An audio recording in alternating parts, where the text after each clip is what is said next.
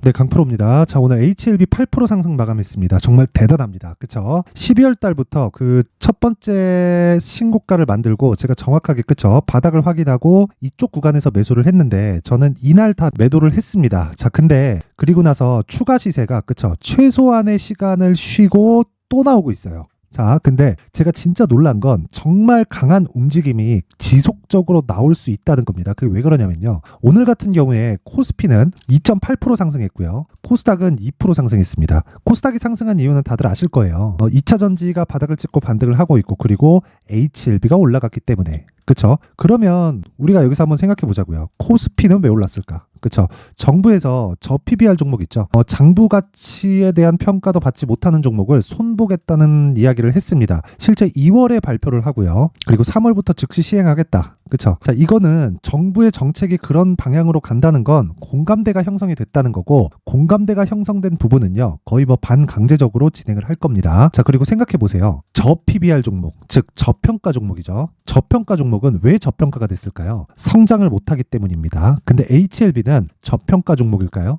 아닙니다. 고평가 종목이에요. 근데 주식시장은 고평가 종목이 더 많이 갑니다. 자, 왜 그런지 제가 이야기를 해드릴게요. 주식은 미래가치를 반영합니다. 미래가치를 반영하기 때문에 HLB 같은 경우에는 미래가치를 반영하는 게 뭐예요? 앞으로 FDA에서 하는 그 통과 신청, 그쵸? 그 판매허가 신청이 되면 미국에 직판하고요. 바로 유럽으로 간다고 하죠. 유럽에다가 판매도 가능해집니다. 왜? 미국에서 통과가 됐기 때문에. 그쵸? 가장 그 공신력 있는 기관에서 통과가 되면 유럽에 대한 통과도 그렇게 어렵지 않다. 그리고 자회사 에서 지금 개발하고 있는 뭐 이런 리젠트리, 그리고 테라퓨틱스에서 개발하고 있는 그 자회사가 리젠트리라고 있어요. 그쵸? 이쪽에서 개발하고 있는 부분도 지금 임상 3상에 들어가 있는 상태고 이쪽에 대한 기술 수출까지도 지금 예정이 되어 있습니다. 자, 근데 이런 부분들이 지금 나오는 주가 상승폭을 보면 조정을 조금 더 받아야 되는 게 맞습니다. 그런데 한번 생각해 보세요. 조정을 더 받지 않고 이렇게 강한 움직임을 지속적으로 보이고 있다는 건 HLB가 주도주라는 겁니다. 그리고 제가 미래가치를 반영한다고 계속해서 말씀드렸죠. 자, 미래가치를 반영한다는 건 지금 실적보다 앞으로의 실적이 좋아지는 것을 의미를 하는데 지금 실적이 10이에요. 근데 앞으로 11이 되는 게 어려울까요? 아니면 지금 마이너스인데 여기서 0 이상으로 올라오는 게 어려울까요? 당연히 위에 있는 게 어렵죠. 그래서 주가가 올라가는 모든 종목은 실적 대비해서, 즉 가치 대비해서 높은 평가를 받습니다. 모든 종목은 성장이라는 기반 하에 주가가, 즉 가격이 먼저 움직이는 그 기준이 있어요. 그게 신고가라고 이야기를 드리는 거고, 이 기준치에 맞춰서 내가 매매를 꾸준하게 진행했을 때 나만의 수익 모델이 만들어진다. 예를 들어서 자 보세요. 오늘 같은 경우에 HLB도 강세를 보인 것은 맞아요. 그런데 자 보세요. 현대차, 그쵸?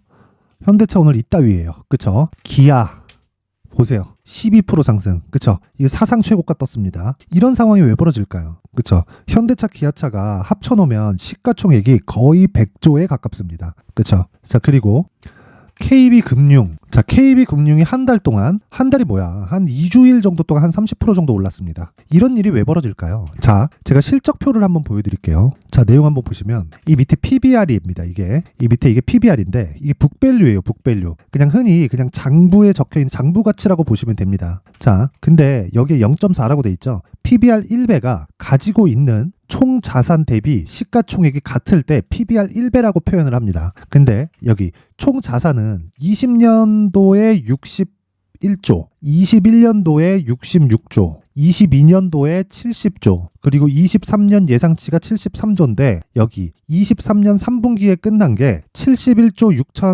439억 8천만 원입니다. 자, 길게 말씀드리지 않겠습니다. 주식시장은요, 미래가치를 반영합니다. 그런데 KB금융은 지금까지 저 주가가 자 고가 구간에 있기는 하죠. 근데 18년도에 형성해놨었던 고가도 아직 돌파를 못하고 있는 그런 상황입니다. 근데 자산에 대한 평가치는 어떻습니까? 60조, 10% 증가, 또 한 10% 증가, 이런 식으로 계속 성장을 하죠. 자산에 대한 증가폭이. 근데 주가가 안 올라요. 왜 그럴까요? 성장을 하지 못하기 때문입니다. 자산의 증가는 주가 상승하는데 그렇게 크게 중요하지 않다는 거예요. 예를 들어서 자산의 증가가 그렇게 중요했다면 HLB가 이런 실적을 가지고, 그쵸? 시가총액이 지금 얼마입니까? HLB가 자, 보세요. 9조 1천억이에요. 여기서 최근에 오른 이 상승폭을 빼더라도 거의 한 3조에서 4조 정도 됩니다. 3조에서 4조가 적은 돈인가요? 말도 안 되는 돈이에요. 적자를 보고 있는 규모 자체가 어느 정도인지 그냥 연간으로 보더라도 18년도 적자, 20년도 적자, 그쵸? 21, 20 다 적자예요. 갈수록 적자가 커지는데 주가는 올라갑니다. 왜 이런 상황이 벌어질지 한번 생각해 보시면 진짜 좋겠습니다. 그만큼 강하다는 거고 지금 강한 종목을 매매를 해야 그쵸? 여기 현대차는 뭐 실적이나 그런 부분들이 받쳐주는데 현대차는 실적이 계속해서 좋아지기 시작하면 이제 피크아웃을 조금 준비를 해야 됩니다. 근데 여기서 현대차는 가지고 있는 보유 자산이 어마어마하잖아요. 그쵸? 현금성 자산도 어마어마하죠. 이런 부분을 고려하면 우리가 어떻게 봐야 되냐면 PBR이 최대 한도로 채워질 수 있을 때까지만 주가가 올라갈 수 있는 상황, 그리고 그 정도 되면 실적이 추가적으로 좋아질 수 있는 부분을 애초에 그쵸 다 반영이 되어 있는 그런 상황입니다. 막말로 현대차에서 막 배당을 막 10%씩 때려, 그리고 주식을 확 사모아 갖고 자사주 소각을 합니다. 이런 상황이 벌어지면 또 모르겠어요. 근데 그건 까봐야 아는 거니까 그쵸? 지금 그런 단계를 논할 단계는 아니고 결과적으로 보면 주식시장에서 강세를 보이는 모든 종목은 그쵸? 지금보다 앞으로 실적이 좋아지는 종목인데 그러려면 우리가 미래를 정확하게 판단할 수 없기 때문에 지금 나쁜 그쵸? 지금 실적이 나쁜 종목 중에서 강세를 보일 수 있는 종목을 선별하자. 그게 가격 전략입니다. 그쵸? 그리고 그 기준이 되는 게 신고가 매매의 핵심입니다. 자, 그래서 이런 종목을 매매했을 때 내가 어떤 식으로 매매가 가능한지 그 내용을 한번 보여드리면 자, 여기 실제 이 내용은 제가 실제 거래를 한 내용이고요. 그쵸? 여기 HLB로 31.9% 수익을 냈습니다. 그리고 제가 매매한 날은 46,800원, 48,700원, 22일 그리고 23일 그쵸? 이렇게 매매 진행이 되어 있고요. 그리고 여기 이런 부분을 소통방에서 제가 다 공개를 합니다. 자, 여기는 오늘 한 내용이고요. 그리고 코세스 그쵸? 8시 53분 시장가 매수 누구나 할 수 있겠죠. 장시작 전에 그쵸? 시장가 매수를 못한다? 그럼 그 문제가 있는 겁니다. 그쵸? 장시작 시점까지 7분이 남았는데 그 전에 매매는 충분히 가능하다. 그리고 그 밑에 코리아 FT까지 이런 종목들을 HLB도 소통방에서 다 공개를 한 내용입니다. 자, 그리고 오늘 같은 경우에도 내용을 보면요. 코세스. 자, 이 차트는 제가 어떻게 매매를 하는지 다 내용이 나옵니다. 여기에 며칠 날 매수했고 평균가가 얼마고 그쵸? 수익률이 얼마인지 다 나옵니다. 자, 그래서 코세스 같은 경우에도 정확하게 신고가 돌파 구간에 공략을 했고 어떻습니까? 1월 25일 그리고 29일 그리고 2월 2일 그쵸? 오늘 다시 산 겁니다.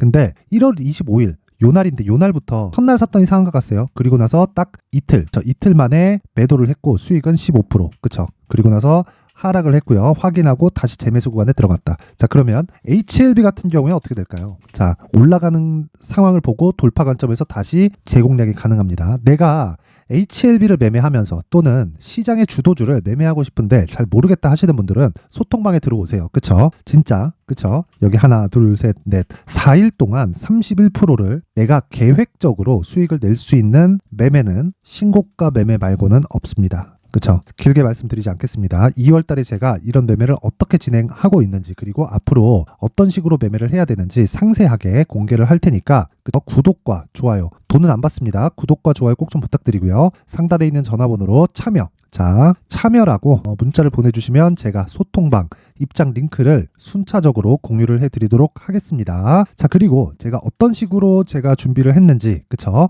이런 종목을 지속적으로 찾고 그리고 HLB 같은 경우에도 여기 신고가 검색기에 다 나온 내용입니다. 그쵸? 그래서 신고가 검색기를 어떻게 활용하는지 그리고 가격대를 어떤 식으로 잡았길래 1월 22일 그리고 23일 그리고 46,800원, 48,700원 이런 식의 가격대를 잡았는지에 대한 내용을 여기 수익 모델에 대한 부분으로 함께 준비를 해놨으니까 요것도 구독과 좋아요 그쵸? 구독과 좋아요 꼭 좀 부탁드리고요. 돈은 안 받습니다. 구독과 좋아요 부탁드리고요. 상단에 있는 전화번호로 참여라고 문자를 보내주시면 제가 소통방 입장 링크와 함께 신고가 검색기 그리고 수익 모델 그쵸? 요 두 가지 내용을 함께 공유를 해드리도록 하겠습니다. 자, 다시 HLB로 돌아와서 보면 내용 간단합니다. 오늘은 진짜 강한 움직임을 보였다. 시장이 강하기는 했지만 성장주 쪽에서 움직임이 이렇게 강하게 나올 정도는 아니었다. 근데 HLB는 그럼에도 불구하고 고가 구간에서 8% 정도의 상승세를 보였다는 건 우리가 강한 종목, 즉 시장의 주도주를 해야 하는 이유가 오늘 명확하게 나온 거다. 제가 먼저 매도한 이유, 아까 전에 보여드렸죠. 물론 4일 동안 한 30% 정도 수익을 보고 나왔기 때문에 잘 된 매매가 맞아요. 근데 제가 매도를 하고 기다린 이유는 30% 수익 정도면 일단 단기적으로는 충분하다고 판단을 했고, 여기서 추가적으로 돌파하는 과정에서 그쵸, 나는 시간을 아낄 수 있다. 그러면서 내가 다른 매매들을 지속적으로 하고 있는 거예요. 예를 들어서 여기 비트컴퓨터 같은 경우에도 자 보세요. 어저께 제가 7% 수익을 내고 나왔습니다. 그쵸? 2월 1일 비트컴퓨터 장시작 전 시장가 매수. 그쵸? 그럼 시가 체결되겠죠? 분봉 확인합니다. 자, 정확하게 시가 공략이 됐고요. 그리고 나서 딱 55분 만에 7% 수익 보고 그냥 나왔습니다. 그쵸? 추가 상승 나왔지. 근데 어저께는 시장이 오전까지는 굉장히 안 좋았습니다. 근데 굳이 내가 시장을 예단하면서 보유할 필요가 있나요? 없습니다. 그쵸? 그렇기 때문에 내가 가격적인 부분을 완벽하게 이해를 해야 된다고 이야기를 드리는 거고, HLB 같은 경우에도 73,000원 돌파와 동시에 내가 매수할 수 있는지에 대한 여부를 따질 수 있게 내가 어느 정도까지는 전략적으로 만들어 놔야 됩니다. 그래서 그 가격적인 전략에 대한 부분을 여기 HLB의 가격 그리고 단기 보유 전략으로 준비를 해놨는데, 단기 보유 전략은 아까 전에 제가 소통방에서 이야기를 드린 내용처럼 2주입니다. 2주. 그리고 2주 동안 가격을 정확하게 잡아야 2주 동안 수익 전환도 가능하고 손실로 전환이 되지 않겠죠. 물론 손실을 전혀 보지 않는 것은 아닙니다. 자, 내용 한번 보시면요. 에브리봇. 자, 에브리봇 같은 경우에 자 보세요. 오늘 제가 또 사기는 했습니다. 1.3% 손절, 0.6% 손절, 0.9% 손절 이렇게 손절을 합니다. 그쵸? 근데 자 내용 보세요. 22년 8월 16일 그리고 8월 13일 그리고 이번에 2월달 그쵸? 자 이거 분봉으로 돌려서 볼게요. 그쵸? 제가 매수 다시 하고 매도하고 다시 잡습니다. 그쵸? 이런 매매를 할 수 있어야 된다. 그러면 0.6% 뭐 이런 건 뭐겠습니까? 매매 비용이란 소리예요. 그쵸? 자, 그래서 진짜 가격에 대한 파악이 안 되면 주식시장은 진짜 어려워지기 때문에 그쵸? 요 내용을 제가 준비를 해왔고요. 기본은 신고가입니다. 신고가. 그렇기 때문에 내용이 좀 깁니다. 한 20페이지 정도로 기니까 요 내용 딱 받아가서 내가 어떤 식으로 매매를 해야 될지 반드시 확인을 해보세요. 근데 돈 안 받습니다. 그쵸? 채널 성장을 위해서 구독과 좋아요 꼭 좀 부탁드리고요. 상단에 있는 전화번호로 H라고 문자를 보내주시면 제가 가격 그리고 단기 보유 전략을 함께 공유를 해드리도록 하겠습니다. 자, 항상 시청해주셔서 진짜 감사드리고요. 무엇보다 제가 신고가에 대해서 너무 강조를 드리잖아요. 그만큼 신고가는 정말 중요합니다. 그래서 제가 12월 달부터 진행하고 있는 신고가 주도주가 있습니다. 그 종목을 왜 공략을 했는지, 그리고 어느 정도의 수익을 보고 있는지, 그리고 어떤 종목하고 2월 달에 연계를 시킬 수 있는지까지 내용을 제가 상세하게 준비를 해놨으니까 영상 끝까지 시청하시고요. 모든 분들이 성공 투자하셨으면 좋겠습니다. 네, 올 한 해를 뒤돌아보니까 구간별로 큰 수익이 나왔었던 종목들이 꽤 많이 보입니다. 1월 달에는 AI 관련주들이 있었고요. 그리고 2월 달부터는 2차 전지가 계속해서 강세를 보였죠. 자, 그리고 나서 3월 달이 되니까 AI 반도체 관련주들이 신고가를 만들면서 5월 달부터 시세를 큰 폭으로 냈죠. 저가부터 따진다면 한미반도체와 같은 종목들도 올 한 해 6배 정도의 시세가 나왔습니다. 혹시라도 올해 수익을 보지 못하신 분들이 있다면요. 어떻게 시세가 움직이는지 반드시 익혀 놓으셔야 되고요. 만약에 그런 부분이 아직 준비가 되어 있지 않다면 어중간한 종목들 사고팔고 하지 마시고요. 딱 한 종목에 비중을 제대로 넣어서 확실하게 수익을 보는 방법이 필요합니다. 자, 그래서 제가 23년 12월 달 강프로의 대시세 종목을 준비를 해왔고요. 이 종목은 대기업을 상대로 안정적인 매출 구조를 갖추고 있는 데다가 이 규모가 40%를 넘나들고요. 호황기 때는 50%를 넘나드는 역대급인 이 구조를 갖추고 있어서 대체 불가능한 기업이라고 보셔야 됩니다. 자, 지금 현재 주요 거래처는요. 삼성전자, 인텔, 하이닉스, TSMC, 엔비디아까지 모든 반도체 업체를 고객사로 확보하고 있는 상황이고요. 이 재무제표 상황을 보면요. 이익률 자체가 넘사벽인 걸 알 수 있습니다. 넘을 수 없다는 거겠죠. 첫 번째 급등 포인트를 보면요. 앞서서 보여드렸었던 실적은요. 23년도 개화 시기에 접어들었었던 AI 반도체의 실적이 포함되지 않은 실적입니다. 자, 그런데 올 한 해 개화 시기에 접어들었었던 새로운 반도체의 실적치가 더해지면요. 질적인 성장보다 양적인 증가가 함께 이루어지게 되고요. 그런 부분을 한미반도체가 이미 시세로 보여줬죠. 저가부터 6배 강세를 보인 상황이 있습니다. 강프로의 무료 소통방이죠. 어떻게 매매를 했느냐. 5월 25일 날 그쵸? ISC를 49,800원에 매수를 했고요. 자, 그리고 나서 2달도 되지 않아서 한 100% 정도의 수익을 만들어냈습니다. 자, 근데 6월 2일 날 내용 한번 확인해 보시면 자, 한미반도체 26,000원까지 올려서 잡겠다는 내용이 있죠. ISC와 함께 새로운 반도체 관련 종목입니다. 이때 당시 가격이 25,650원이었는데 그냥 올려서 잡으라는 거겠죠. 지금 현재 한미반도체 가격이 62,000원인 걸 본다면요. 항상 주가는요. 신고가 이후에 공략하는 것이 좋고 그랬을 때 단기간에 100% 수익이 가능한 구조를 만들 수 있습니다. ISC도 그렇고 한미반도체도 마찬가지예요. 당연히 에코프로도 마찬가지입니다. 두 번째 급등 포인트를 보면요. 자, 개인용 PC를 비롯해서 서버, 클라우드, 그리고 우리가 사용하는 스마트폰까지 기본적인 PC 구조와 동일하고요. 새로운 반도체의 구조도 동일한 구조를 갖추고 있습니다. 자, 근데 한미 반도체의 상승 이유도요. 이러한 구조가 동일하게 진행되기 때문이고 이 구조는 절대로 바뀔 수가 없습니다. 11월 달에 새로운 뉴스가 나왔습니다. 자, 온 디바이스까지 더해지면 비메모리의 사용처는 계속해서 증가할 것은 너무 당연한 이야기고요. 그런 부분을 감안했을 때 이 기업은요. 질적인 부분에 대한 성장이 아니라 양적인 증가까지 이룰 수 있는 상황이 된 겁니다. 한미반도체의 시세를 보면 아직은 굉장히 저렴한 상태를 유지하고 있고요. 세 번째 상황을 보면요. 엔비디아의 실적인데요. 이건 올해 초 대비해서 4배 정도의 상승폭이 나왔고요. 주가도 그 정도가 당연히 올랐죠.